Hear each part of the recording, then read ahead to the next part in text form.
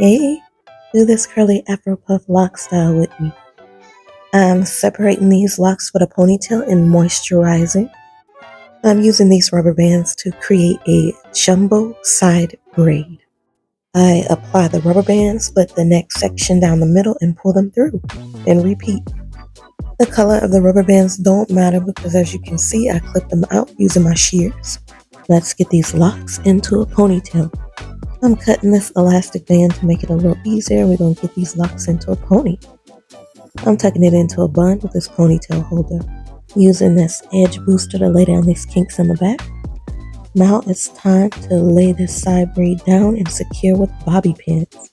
And y'all know I gotta slay my edges. I apply this gel over my edges to keep them from curling up. I got this big curly Afro puff pony from Amazon and it'll be linked in my store. I'm going to insert that top comb above my lock bun and then pull the drawstring to secure.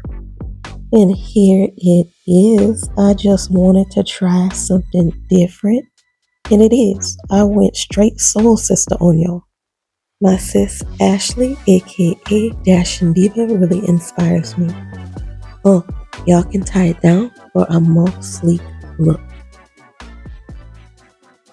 And I'm out. Later.